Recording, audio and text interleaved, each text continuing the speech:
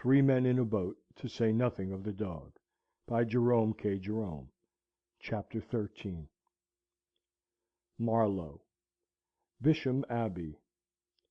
The Medmenham Monks. Montmorency thinks he will murder an old tomcat, but eventually decides that he will let it live. Shameful conduct of a fox terrier at the Civil Service Stores. Our departure from Marlowe. An imposing procession. The steam launch, useful receipts for annoying and hindering it. We decline to drink the river. A peaceful dog. Strange disappearance of Harris and a pie. Marlowe is one of the pleasantest river centres I know of. It is a bustling, lively little town, not very picturesque on the whole, it is true, but there are many quaint nooks and corners to be found in it nevertheless. Standing arches in the shattered bridge of time, over which our fancy travels back to the days when Marlowe Manor owned Saxon Algar for its lord, ere conquering William seized it to give to Queen Matilda, ere it passed to the Earls of Warwick, or to worldly wise Lord Paget, the counsellor of four successive sovereigns. There is lovely country round about it, too, if after boating you are fond of a walk, while the river itself is at its best here. Down to Cookham, past the Quarry Woods and the meadows, is a lovely reach. Dear old Quarry Woods, with your narrow climbing paths and little winding glades, how scented to this hour you seem with memories of sunny summer days! How haunted are your shadowy vistas with the ghosts of laughing faces! How from your whispering leaves there softly fall the voices of long ago! From Marlowe up to Sonning is even fairer yet. Grand old Bisham Abbey, whose stone walls have rung to the shouts of the Knights Templars, and which at one time was the home of Anne of Cleves, and at another of Queen Elizabeth, is passed on the right bank just half a mile above Marlow Bridge. Bisham Abbey is rich in melodramatic properties. It contains a tapestry bedchamber, and a secret room hid high up in the thick walls. The ghost of the Lady Holy who beat her little boy to death still walks there at night, trying to wash its ghostly hands clean in a ghostly basin.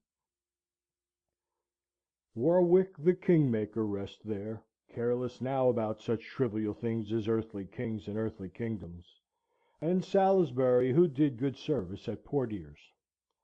Just before you come to the Abbey, and right on the river's bank, is Bisham Church, and perhaps if any tombs are worth inspecting, they are the tombs and monuments in Bisham Church. It was while floating in his boat under the Bisham Beeches that Shelley, who was then living at Marlow, you can see his house now, in West Street, composed The Revolt of Islam. By Hurley Weir, a little higher up, I have often thought that I could stay a month without having sufficient time to drink in all the beauty of the scene. The village of Hurley, 5 minutes' walk from the lock, is as old a little spot as there is on the river, dating as it does, to quote the ancient phraseology of those dim days, from the times of King Sebert and King Offa. Just past the weir, going up, is Danes Field, where the invading Danes once encamped during their march to Gloucestershire, and a little further still, nestling by a sweet corner of the stream, is what is left of Medmenham Abbey. The famous Medmenham monks, or Hellfire Club, as they were commonly called, and of whom the notorious Wilkes was a member, were a fraternity whose motto was, "Do as you please," and that invitation still stands over the ruined doorway of the Abbey. Many years before this bogus Abbey, with its congregation of irreverent jesters, was founded, there stood upon this same spot a monastery of a sterner kind, whose monks were of a somewhat different type to the revellers that were to follow them 500 years afterwards. The Cistercian monks, whose abbey stood there in the 13th century, wore no clothes but rough tunics and cowls, and ate no flesh, nor fish, nor eggs. They lay upon straw, and they rose at midnight to mass. They spent the day in labour, reading, and prayer, and over all their lives there fell a silence as of death, for no one spoke. A grim fraternity passing grim lives in that sweet spot that God had made so bright. Strange that Nature's voices all around them, the soft singing of the waters, the whisperings of the river grass, the music of the rushing wind, should not have taught them a truer meaning of life than this.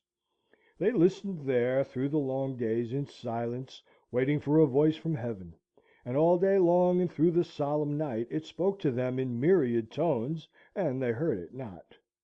From Mendenham to sweet Hambledon Loch the river is full of peaceful beauty; but after it passes Greenland's, the rather uninteresting looking river residence of my newsagent, a quiet unassuming old gentleman, who may often be met with about these regions during the summer months, sculling himself along in easy vigorous style, or chatting genially to some old lock keeper as he passes through. Until well the other side of Henley it is somewhat bare and dull. We got up tolerably early on the Monday morning at Marlow, and went for a bathe before breakfast; and coming back, Montmorency made an awful ass of himself. The only subject on which Montmorency and I have any serious difference of opinion is cats. I like cats. Montmorency does not. When I meet a cat, I say, "Poor pussy," and stop down and tickle the side of its head; and the cat sticks up its tail in a rigid cast iron manner, arches its back, and wipes his nose up against my trousers, and all is gentleness and peace. When Montmorency meets a cat, the whole street knows about it, and there is enough bad language wasted in 10 seconds to last an ordinary respectable man all his life, with care. I do not blame the dog, contenting myself as a rule with merely clouting his head or throwing stones at him, because I take it that it is his nature. Fox terriers are born with about 4 times as much original sin in them as other dogs are, and it will take years and years of patient effort on the part of us Christians to bring about any appreciable reformation in the rowdiness of the fox terrier nature. I remember being in the lobby of the Haymarket Stores one day, and all around me were dogs, waiting for the return of their owners, who were shopping inside. There was a mastiff, and 1 or 2 collies, and a St. Bernard, a few retrievers and Newfoundlands, a boarhound, a French poodle with plenty of hair round its head, but mangy about the middle, a bulldog, a few Lowther Arcade sort of animals about the size of rats, and a couple of Yorkshire tykes. There they sat, patient, good, and thoughtful. A solemn peacefulness seemed to reign in that lobby. An air of calmness and resignation, of gentle sadness, pervaded the room.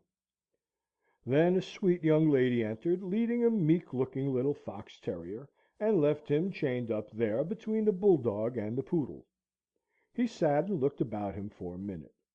Then he cast up his eyes to the ceiling, and seemed, judging from his expression, to be thinking of his mother. Then he yawned. Then he looked round at the other dogs, all silent, grave, and dignified. He looked at the bulldog, sleeping dreamlessly, on his right. He looked at the poodle, erect and haughty, on his left. Then, without a word of warning, without the shadow of a provocation, he bit that poodle's near foreleg, and a yelp of agony rang through the quiet shades of that lobby. The result of his first experiment seemed highly satisfactory to him, and he determined to go on and make things lively all round. He sprang over the poodle and vigorously attacked a collie, and the collie woke up and immediately commenced a fierce and noisy contest with the poodle. Then Foxy came back to his own place, and caught the bulldog by the ear, and tried to throw him away; and the bulldog, a curiously impartial animal, went for everything he could reach, including the hall porter, which gave that dear little terrier the opportunity to enjoy an uninterrupted fight of his own with an equally willing Yorkshire tyke. Any one who knows canine nature need hardly be told that by this time all the other dogs in the place were fighting as if their hearts and homes depended on the fray. The big dogs fought each other indiscriminately, and the little dogs fought among themselves, and filled up their spare time by biting the legs of the big dogs. The whole lobby was a perfect pandemonium, and the din was terrific. A crowd assembled outside in the Haymarket, and asked if it was a vestry meeting, or if not, who was being murdered, and why. Men came with poles and ropes and tried to separate the dogs, and the police were sent for. And in the midst of the riot that sweet young lady returned and snatched up that sweet little dog of hers (he had laid the tyke up for a month, and had on the expression now of a new-born lamb) into her arms, and kissed him, and asked him if he was killed, and what those great nasty brutes of dogs had been doing to him. And he nestled up against her, and gazed up into her face with a look that seemed to say, "Oh, I'm so glad you've come to take me away from this disgraceful scene!" She said that the people at the stores had no right to allow great savage things like those other dogs to be put with respectable people's dogs, and that she had a great mind to summon somebody. Such is the nature of fox terriers, and therefore I do not blame Montmorency for his tendency to row with cats, but he wished he had not given way to it that morning. We were, as I have said, returning from a dip, and half way up the High Street a cat darted out from one of the houses in front of us, and began to trot across the road. Montmorency gave a cry of joy, the cry of a stern warrior who sees his enemy given over to his hands, the sort of cry Cromwell might have uttered when the Scots came down the hill, and flew after his prey. His victim was a large black Tom. I never saw a larger cat, nor a more disreputable-looking cat. It had lost half its tail, one of its ears, and a fairly appreciable portion of its nose. It was a long, sinewy-looking animal. It had a calm, contented air about it. Montmorency went for that poor cat at the rate of 20 miles an hour, but the cat did not hurry up, did not seem to have grasped the idea that its life was in danger. It trotted quietly on until its would-be assassin was within a yard of it, and then turned round and sat down in the middle of the road, and looked at Montmorency with a gentle inquiring expression that said, "Yes, you want me?" Montmorency does not lack pluck, but there was something about the look of that cat that might have chilled the heart of the boldest dog. He stopped abruptly and looked back at Tom. Neither spoke, but the conversation that one could imagine was clearly as follows. The cat. "Can I do anything for you?" Montmorency.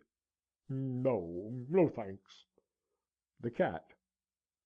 "Don't you mind speaking, if you really want anything, you know." Montmorency, backing down the High Street. "Oh, no, not at all. Certainly, don't you trouble. I'm afraid I made a mistake. I thought I knew you. Sorry I disturbed you." The cat. "Not at all. Quite a pleasure. Sure you don't want anything now?" Montmorency, still backing. "Not at all, thanks. Not at all. Very kind of you. Good morning." The cat. "Good morning." Then the cat rose and continued his trot, and Montmorency, fitting what he calls his tail carefully into its groove, came back to us, and took up an unimportant position in the rear. To this day, if you say the word "cats" to Montmorency, he will visibly shrink and look up piteously at you, as if to say, "Please don't." We did our marketing after breakfast, and revictualled the boat for 3 days. George said we ought to take vegetables, that it was unhealthy not to eat vegetables. He said they were easy enough to cook, and that he would see to that. So we got 10 pounds of potatoes, a bushel of peas, and a few cabbages. We got a beefsteak pie, a couple of gooseberry tarts, and a leg of mutton from the hotel, and fruit and cakes, and bread and butter, and jam, and bacon and eggs, and other things we foraged round about the town for. Our departure from Marlow I regard as one of our greatest successes.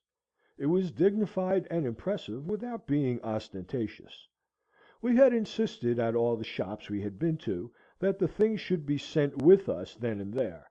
None of your "Yes, sir, I will send them off at once. The boy will be down there before you are, sir," and then fooling about on the landing stage, and going back to the shop twice to have a row about them, for us. We waited while the basket was packed, and took the boy with us. We went to a good many shops, adopting this principle at each one; and the consequence was that by the time we had finished we had as fine a collection of boys with baskets following us around as heart could desire, and our final march down the middle of High Street to the river must have been as imposing a spectacle as Marlow has seen for many a long day. The order of the procession was as follows: Montmorency, carrying a stick. Two disreputable-looking curs, friends of Montmorency's. George, carrying coats and rugs, and smoking a short pipe.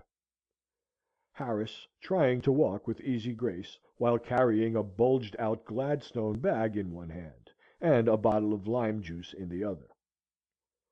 Greengrocer's boy and baker's boy, with baskets. Boots from the hotel, carrying hamper. Confectioner's boy, with basket. Grocer's boy, with basket.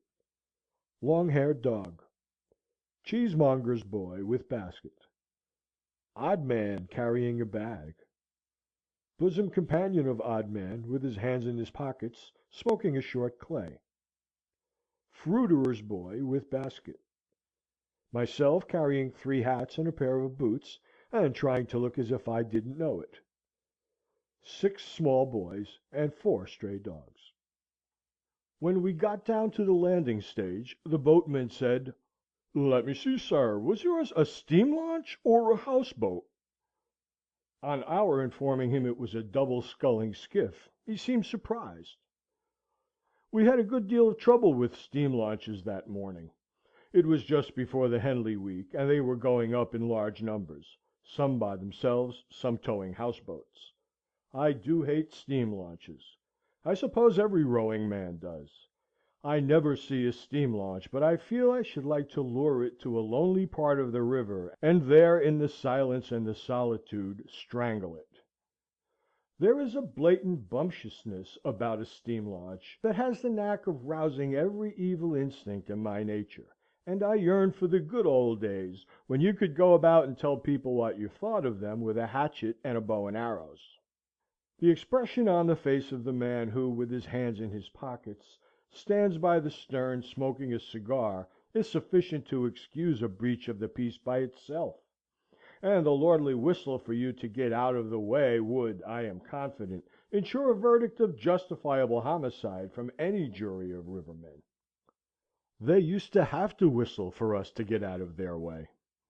If I may do so without appearing boastful, I think I can honestly say that our one small boat during that week caused more annoyance and delay and aggravation to the steam launches that we came across than all the other craft on the river put together. "Steam launch coming!" one of us would cry out, on sighting the enemy in the distance, and in an instant everything was got ready to receive her. I would take the lines, and Harris and George would sit down beside me, all of us with our backs to the launch, and the boat would drift out quietly into mid-stream. On would come the launch, whistling, and on we would go, drifting. At about 100 yards off, she would start whistling like mad, and the people would come and lean over the side and roar at us, but we never heard them. Harris would be telling us an anecdote about his mother, and George and I would not have missed a word of it for worlds. Then that launch would give one final shriek of a whistle that would nearly burst the boiler, and she would reverse her engines and blow off steam, and swing round and get aground. Every one on board of it would rush to the bow and yell at us, and the people on the bank would stand and shout to us, and all the other passing boats would stop and join in, till the whole river for miles up and down was in a state of frantic commotion. And then Harris would break off in the most interesting part of his narrative, and look up with mild surprise, and say to George, "Why, George, bless me, if here isn't a steam launch!"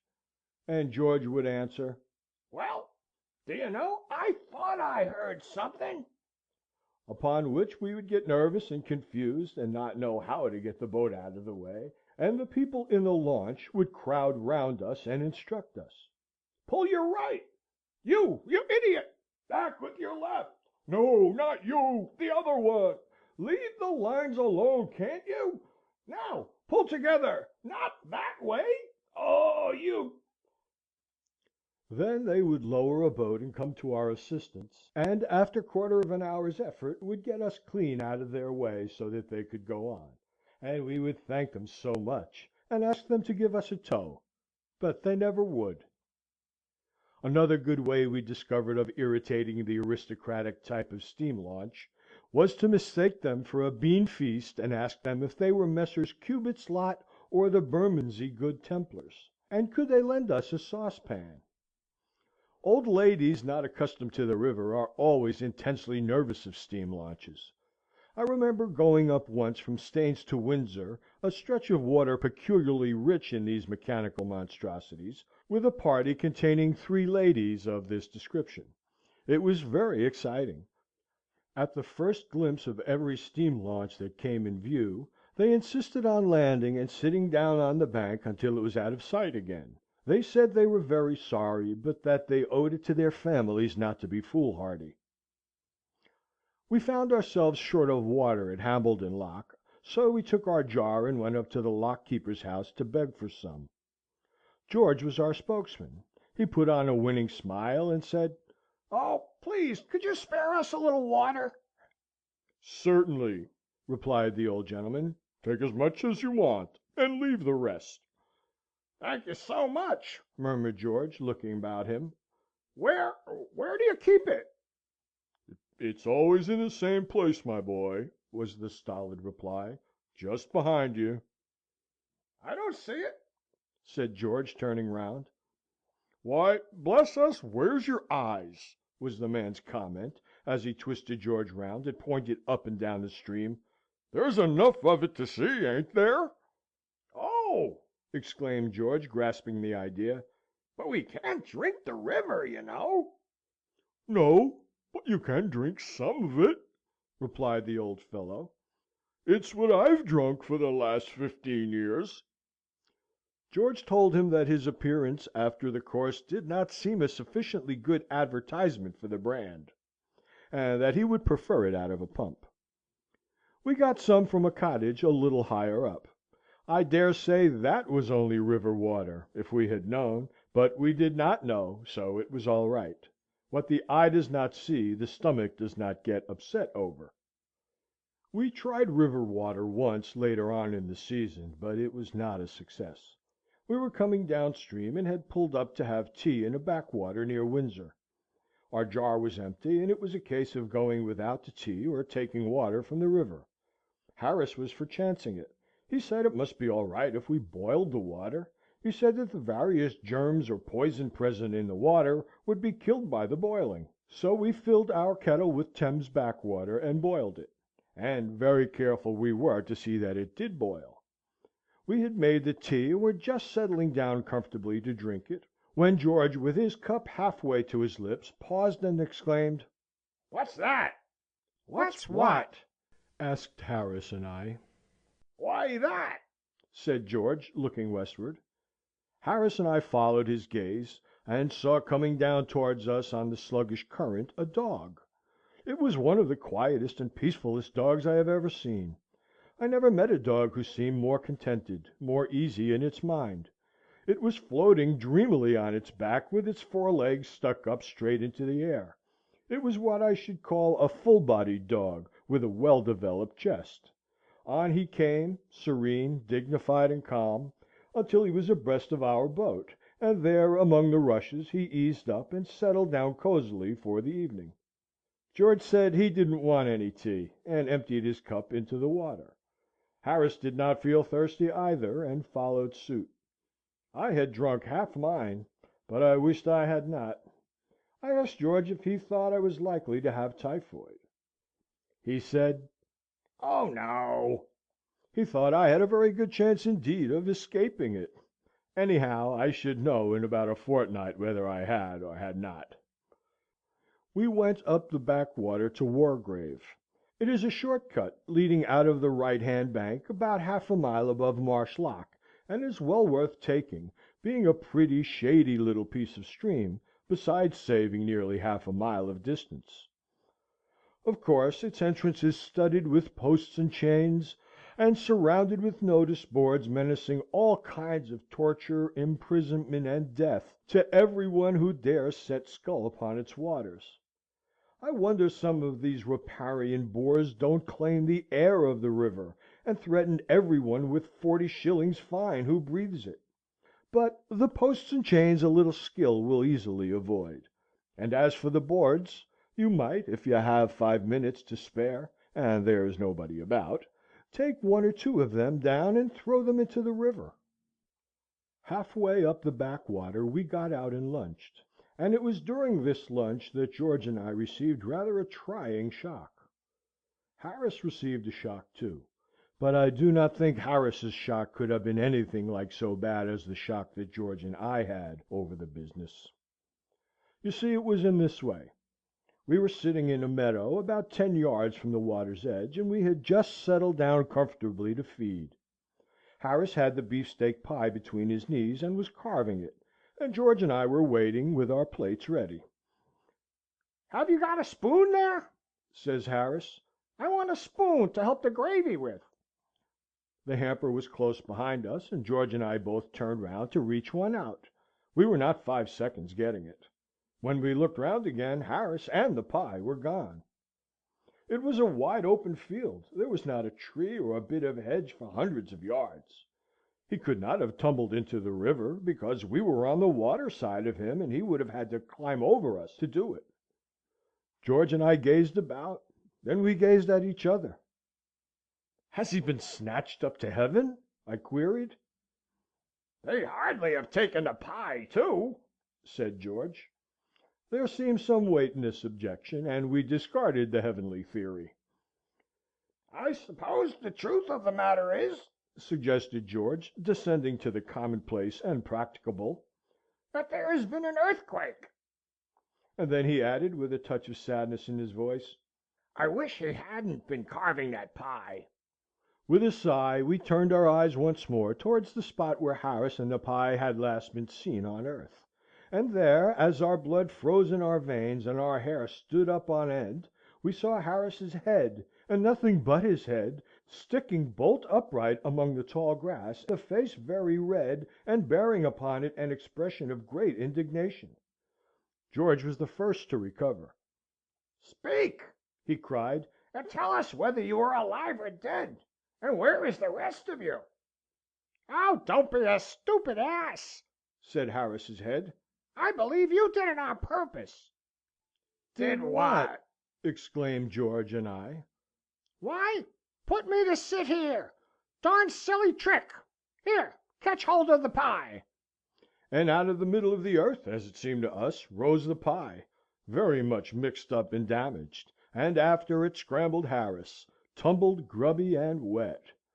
He had been sitting, without knowing it, on the very verge of a small gully, the long grass hiding it from view, and in leaning a little back he had shot over, pie and all. He said he had never felt so surprised in all his life as when he first felt himself going, without being able to conjecture in the slightest what had happened. He thought at first that the end of the world had come. Harris believes to this day that George and I planned it all beforehand. Thus does unjust suspicion follow even the most blameless, for, as the poet says, "Who shall escape calumny?" Who indeed? End of chapter 13.